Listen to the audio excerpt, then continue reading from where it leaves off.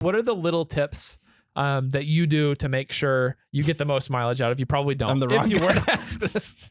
Well, you're not the one driving 2.5 hours to record I know, today, okay? Big thing initially to start out with, and I think people neglect this a lot, routine maintenance stuff, way beyond just oil change, but like make sure, check on your engine air filter. That's literally how your engine is breathing. And so if that's restricted, if you've got a lot of dust buildup in there, if you haven't changed it, and I think the interval is supposed to be every 6 months to a year, something like that, there's a mileage rating on it, but check that out. Super cheap. It's probably $20 to replace. It can help your engine breathe a lot cleaner, less restricted. So that's going to require less power to run. You're going to get better miles per gallon.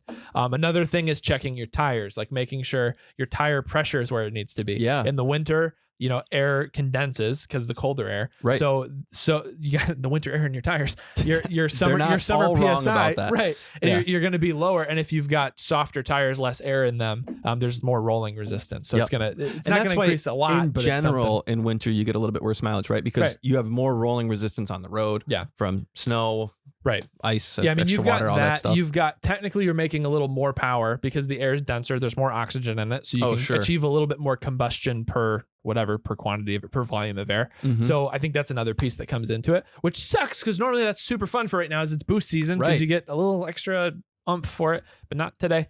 Your engine stays a little colder, you get that everything's a little bit cooling. more efficient. But so check your air filter, check all the routine maintenance stuff, check your tire pressure. Big thing is brakes. So people don't realize, especially in a lot of modern cars, you got the little electronic e-brake thing. Yep. Or like I know a lot of Audis, I just saw it on a Ford recently too. They don't really have an e-brake in the rear anymore. It's just another lever on the caliper that closes the caliper. Right. So as your car ages, that system can get a little rusty where you've got sticking brake pads and now you've got resistance. So I didn't even think about that. It's something, not only does it burn out your rear brakes, but it's something that while it's dragging, your engine's working a little bit harder, so you're not achieving your best miles per gallon.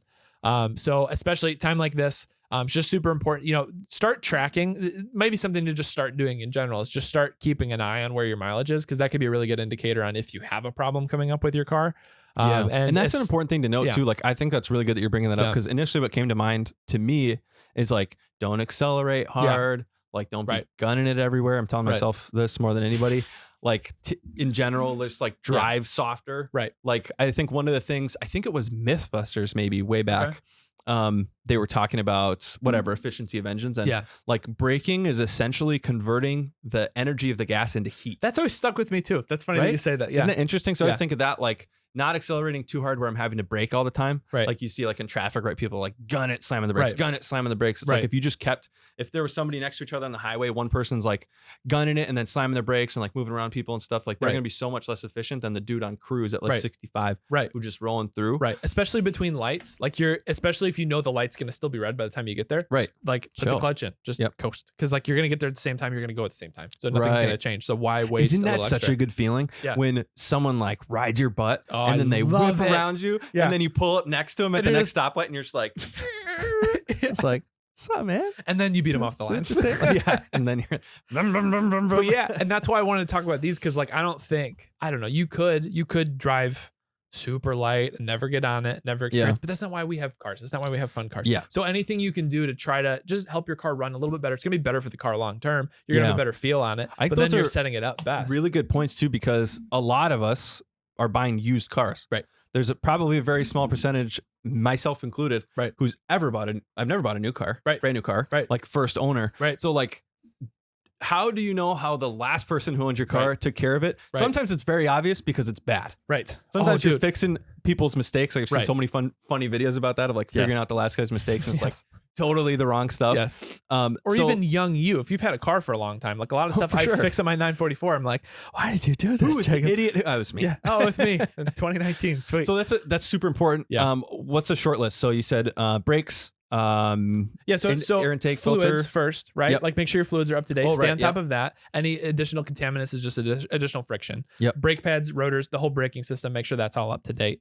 Filters are obviously very important. Spark plugs, that kind of stuff. Like make sure essentially all your engine's doing is it's breathing air, it's adding fuel, it's combusting, and it's generating power. So anything you can do to make that more efficient. Yep. And then you mentioned wheels and tires too. Yes. That's huge. Not only for tires, right? Inflation, tread wear, stuff like that. Right.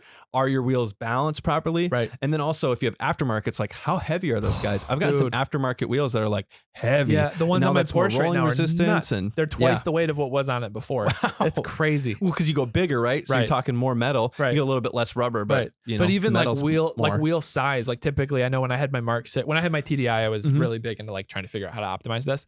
And you would take like a 2 or 3 mile per gallon average hit just going from 17s to 18s, and just that, and it was the same exact width and everything. It's just a different, I think it has to do with the sidewall and like the density of the tire or whatever, stuff like that, and the weight overall. But yeah, it's really interesting. Like there's a lot of ways, a lot of little things like that. But again, that may be something, you know, maybe you like the look of your car. Like I don't want to like, I don't know, I'm trying, because even like today I was trying to do the math on which car I should take. I was trying to figure all that out. And I was like, you know, I really want to drive the WRX. So like, I just have to drive it, but I'm going to choose to cruise at a certain speed. That's another, I guess, 2 more things I want to touch on with it. One, cruising speed makes a huge difference. If you go 65 or like 68 compared to 74, there's a huge miles per gallon difference there. It's different for every car. It's different for gearing. Right. But there is a sweet spot in every car of where like 50 is going to be the best, but no roads are 50 anymore. Thank goodness. Yeah. But like there are certain, take you like 4 hours to get here. But trial and error it. Like go on the highway and see, okay, if I actually stick to 70, you might actually get better. I shouldn't advise that. So 70 is the speed limit. No, I was going to say something else, but I'm going to not. So okay.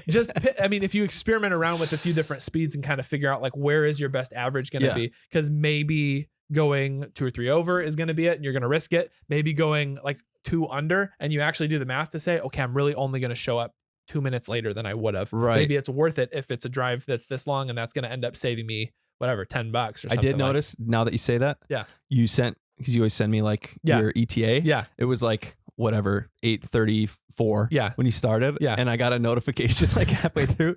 It's like, Jake will now arrive 6 minutes sooner. It's like, yeah, you're sticking to any of this. I found a shortcut. Yeah, okay. Found a shortcut. It was from here to here on the pedal. Yeah. It was on Mexico. It was in Mexico. So it's cool. I got you. It's so funny that you got the notification. I'm good like, to know. Nice. Yeah, that's good to know. But yeah, like so those kind of things, like experimenting around and kind of figuring out where's your car's sweet spot. Yeah. Like obviously the slow acceleration and then getting up to speed and then not constantly accelerating around people and slowing down, accelerating around or whatever, like finding that. So then the counterintuitive one for all of this, and the one I guess I'll close this out with is, don't always baby your car. Like if you baby your car, it can actually produce carbon buildup and it can start clogging things in the engine. So it does need to breathe a little. Like you got to get on it every once in a while. Like in my diesel, it was especially important because the diesel particulate filter could actually clog if it from too much soot building up. But even on like a regular, like a gasoline engine, like you have to get on it every once in a while for a couple of reasons. One, this one will sound bad, but hear me out. Like if you have an engine problem that's developing, you're probably, and you can't hear it at 2000 RPM, you're 100% going to be able to hear it at 5500 RPM. So it's going to give you, I spit everywhere. Just that's right. It'll give you some awareness of what's going on. You'll catch something, but also you'll, I don't know, you'll hear your engine run the entire spectrum. You can hear that out. You can break out any like buildup stuff that's starting. You enjoy your car a little bit too, but it is good for it. Like not every stoplight or whatever, but like at least once a week, like have fun on an on-ramp. Well, that was like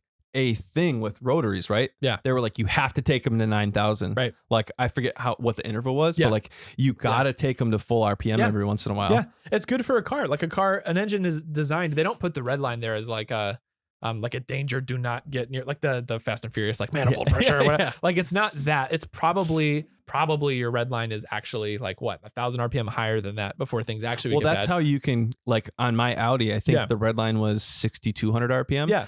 And I did the tune and everything. And then it's cool because it's digital dash. So it was like, and it went 1,000 RPM higher. That's crazy. 7,200 RPM is the red line now. Because you got, and like, I get it. They're tuning from the factory. They're trying to be generous to any variance that can happen in the process. But like your engine's designed to do it. So they're tuning for EPA standards, not like miles per gallon standards. Right. They don't need to do that. So there's a lot that can be said for making sure. I mean, we can even see it in some ways on this turbo that's sitting on the desk in front of us. Yeah. If you don't, the higher RPM that you're running through the engine, the more air it's cycling through, the faster the velocity of everything coming out of your engine. Right. So it's going to reduce the ability for any sort of buildup that's going on. So it's good for your engine. It's good for your engine to let it breathe every once in a while. Obviously, don't go crazy. Like you don't have to get up to like 120, 130 to get on the ramp, but just like a first through third gear or something like that. Just let it get all the way up. Let it, in my car, at least anybody who's got a turbo, let it experience boost.